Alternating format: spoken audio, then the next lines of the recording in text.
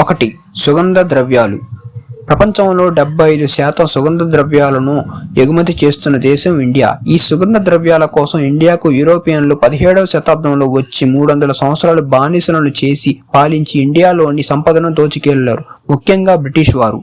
Number 2, bird suicide point. ఇండియాలో పక్షులు ఎక్కువగా ఆత్మహత్య చేసుకుని చనిపోయే ఒక ప్రాంతం ఉంది. అది అస్సాంలోని జాతింగి అనే ఊరు బర్డ్ సూసైడ్ పాయింట్ అని పిలుస్తారు. ఈ ప్రాంతంలో పక్షులు రోజు సాయంత్రం 7 నుంచి 9 గంటల మధ్యలో ఇళ్లకు, చెట్లకు, స్తంభాలకు తగులుకొని మరణిస్తుంటాయట. ఈ పక్షుల మరణాలు సెప్టెంబర్, అక్టోబర్ నెలలో ఎక్కువగా ఉంటాయట.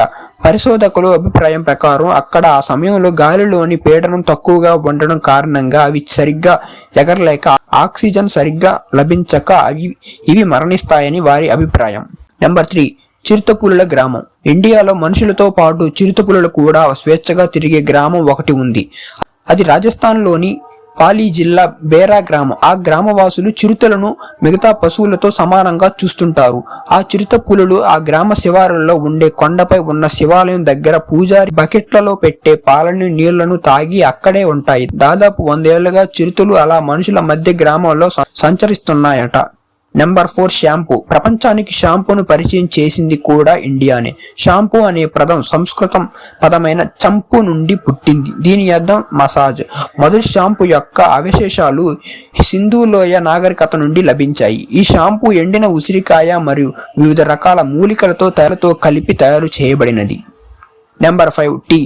ప్రపంచంలో ఇండియా ప్రపంచంలో 2వ అత్యధిక టీ ఆకును ఉత్పత్తి చేస్తున్న దేశం. అలాగే టీ ఇండియా ప్రజలకు ఎనర్జీ డ్రింక్ కూడా చెప్పవచ్చు. నెంబర్ 6, అత్యంత తేమ ప్రాంతం. ప్రపంచంలోని అత్యంత తేమగా ఉండే ప్రాంతం మేఘాలయ. రాష్ట్రంలోని మౌసిన్రామ్ ప్రాంతం. ఇక్కడ సంవత్సర కాలంలో వర్షపాతం సగటు 11,000 మిల్లీమీటర్ల కంటే ఎక్కువగా కురుస్తుంది. అందులోనూ ఎక్కువ శాతం వర్షాకాలంలో కురుస్తుంది. ఈ ప్రాంతం ప్రపంచంలోని అత్యధిక తేమ కలిగిన ప్రదేశంగా గిన్నిస్ రికార్డు కూడా ఉంది. Number 7, Chenab bridge. ప్రపంచంలోని అత్యంత ఎత్తులో గల railway bridge Chenab bridge Reasi జిల్లాలోని కారీ ప్రాంతంలో చీనా నదిపై నిర్మించబడింది. ఈ వంతెన నది అడుగు భాగం నుండి 1177 అడుగుల ఎత్తులో ఉంది. ఇది జమ్మూ మరియు కాశ్మీర్ల కనెక్టివిటీని పెంచడం లక్ష్యంగా నిర్మించబడింది.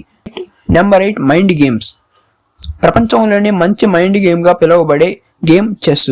ఈ ఆట కనుగొనబడింది కూడా ఇండియాలోనే. చెస్ క్రీస్తు శకం 6వ శతాబ్దంలో గుప్తుల కాలంలో చతరంగం పేరుతో పిలువబడేది. అలాగే మహాభారతంలో కూడా ప్రస్తావించబడింది. అలాగే వైకుంఠపాలి ఆటను కూడా కనిపెట్టింది భారతీయులే. నెంబర్ 9, ఎక్కువ దేవాలయాలు, మసీదులు. ఇండియాలో మసీదులు 3 లక్షల కంటే ఎక్కువగా, అలాగే దేవాలయాలు 2 మిలియన్ల కంటే ఎక్కువగా ఉన్నాయి. వీటి సంఖ్య వార్షికంగా పెరుగుతూనే ఉంటుంది. ఇండియాలో 80% మంది హిందువులు, 14% మంది ముస్లింలు జనాభా కలిగి ఉంది. ఈ దేవాలయాలు, మసీదుల సంఖ్య ఆధారంగా కూడా ఇండియాలో మత సామరస్యంకు ప్రతిబింబంగా చూపవచ్చు. ప్రపంచంలో ఎక్కువ మసీదులు కలిగిన దేశం కూడా ఇండియానే. ద ల్యాండ్ ఆఫ్ టెంపుల్స్ గా తమిళనాడు 79,154 దేవాలయాలు కలిగి ఉంది. నెంబర్ 10, ఎలుకల గుడి. ఇండియాలో ఎలుకలకు కూడా ఒక గుడి ఉంది. అదే కర్ణీ మాతా దేవాలయం లేదా టెంపుల్ ఆఫ్ ర్యాట్స్. ఆలయంలో దాదాపు 20,000 రూపాయలు ఉంటాయి. వీటిని కబ్బాస్ అని పిలుస్తారు. ఈ ఎలుకలను హిందూ ప్రజలు పవిత్రంగా చూస్తారు. కర్ణీమాత యముడును తనని బ్రతికించమని అడగగా ఆయన కర్ణీమాత మరియు ఆమె పిల్లలు ఎలుకలుగా పునర్జన్మ పొందడానికి అంగీకరించారు. ఈ ఆలయంలో కొన్ని తెల్ల ఎలుకలు కూడా ఉంటాయి. వాటిని కర్ణీమాత మరియు వాళ్ళ పిల్లలుగా ప్రజలు నమ్ముతారు. ఆ ప్రజలకు ఆ ఎలుకలను చూడటం శుభప్రదంగా భావిస్తారు. నెంబర్ 11, వజ్రాలు, గనులు. ప్రపంచంలో మొట్టమొదటిగా వజ్రాలు, గనులు తవ్వకాలు ఇండియాలోనే జరిగాయి. ప్రాచీన కాలంలో భారతదేశం మాత్రమే 4వ శతాబ్దంలో వజ్రాలను ఉత్పత్తి చేసే దేశంగా ఉండేది. వీటిని భారతదేశం 1000 సంవత్సరాల వరకు ప్రపంచానికి ఎగుమతి చేసింది. ఇప్పుడు బ్రిటిష్ రాణి కిరీటంలోని కోహినూర్ కూడా కృష్ణానది తీరంలో లభించినది. 1890ల్లో సౌత్ ఆఫ్రికాలో వజ్రాల గనులు బయటపడిన తరువాత మరికొన్ని చోట్ల వజ్రాల గనులు కనుగొనబడ్డాయి. నెంబర్ 12, అస్థిపంజరాల సరస్సు. ఇండియాలో ఉత్తరాఖండ్ రాష్ట్రంలో చామౌలి ప్రాంతంలో అస్థిపంజరాలతో కూడిన రూప్కుండ్ అనే సరస్సు ఉంది. దీనిని 1942లో బ్రిటిష్ కాలంలోని ఫారెస్ట్ గార్డ్ అయిన హెచ్కే మధ్వల్ కనుగొన్నాడు. ఇందులో మొత్తం 300 మంది మానవస్థి పంజరాలు లభించాయి. ఈ పరిమాణం 12 నుంచి 15 శతాబ్దాల మధ్య కాలంలో జరిగి ఉంటుందని పరిశోధకులు అభిప్రాయం. వీరి మరణాలు హిమపాతాలు, మంచు తుఫానుల కారణంగా అయ్యుండొచ్చని అభిప్రాయం. ఈ ప్రాంతం సముద్ర మట్టంకు 16,000 అడుగుల ఎత్తులో ఉంది. నెంబర్ 13 అతి పురాతనమైన మతం. ప్రపంచంలోనే అతి పురాతనమైన మతం హిందూ మతం. ఇది క్రీస్తు పూర్వం 8,000 సంవత్సరాల కంటే పురాతనమైనది. ఈ మతంలో ముఖ్యంగా 3 దేవుళ్లను పూజిస్తారు. వారు బ్రహ్మ, విష్ణువు, శివుడు. ప్రపంచ జనాభాలో హిందూ మతం పాటించేవారు 1,121 బిలియన్ జనాభా. అత్యధిక హిందూ జనాభా కలిగిన దేశం ఇండియా. నెంబర్ 14 ఎత్తైన మోటార్ రహదారి. ప్రపంచంలోని అత్యంత ఎత్తైన మోటార్ రహదారి లడఖ్లోని చిస్లేం డెమ్డాక్ రోడ్. 19,000 అడుగుల ఎత్తైన ప్రదేశంలో ఈ రహదారి ఉంది. నెంబర్ 15 ప్రాచీనమైన నగరం.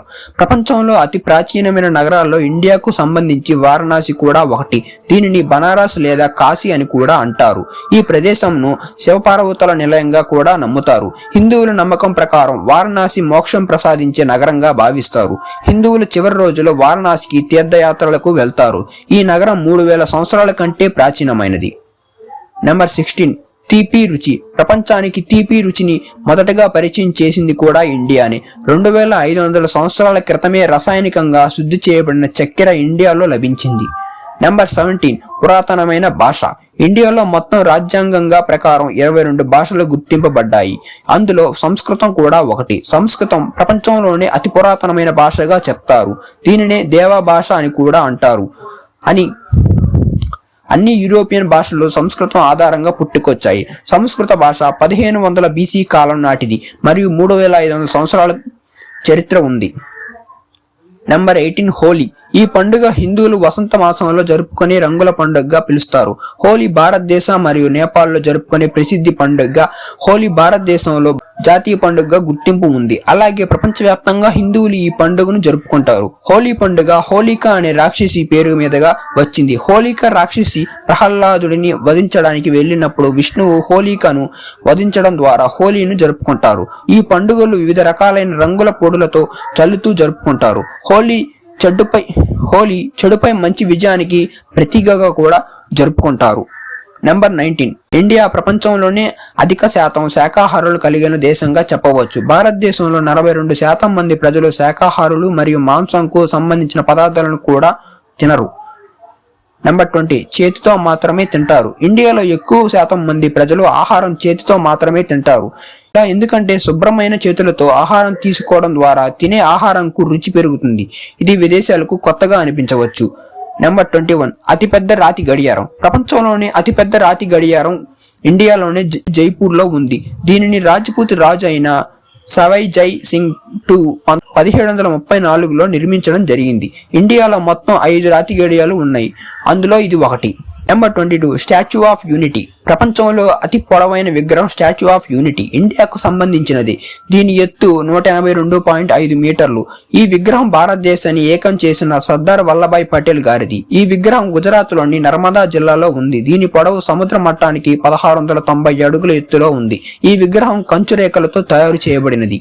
నెంబర్ 23 కప్పల పెళ్లిళ్లు. ఇండియాలో కొన్ని ప్రాంతాల్లో కప్పలకు కూడా పెళ్లిళ్లు చేస్తారు. ఇలా ఎందుకంటే వర్షాకాలంలో తక్కువ వర్షపాతం నమోదైనప్పుడు ఇలా కప్పలకు పెళ్లిళ్లు చేయడం ద్వారా వర్షపాతం ఎక్కువగా కురుస్తుందని వారి నమ్మకం. ఇలా కప్పలకు పెళ్లిళ్లు చేసే ప్రాంతాల్లో వారణాసి, తమిళనాడు, రాజస్థాన్, మధ్యప్రదేశ్ మొదలగు ప్రదేశాలు ఉన్నాయి. నెంబర్ 24 స్వర్ణ దేవాలయం. ఇండియాలోని అమృత్సర్ స్వర్ణ దేవాలయం ప్రతిరోజు 50,000 మందికి పైగా ఉచితంగా శాకాహార భోజనాలను అందిస్తుంది. ఈ దేవాలయం సిక్కు మతంకు సంబంధించినది. అయితే అన్ని మతాల వారికి ఇందులో ప్రవేశం ఉంటుంది.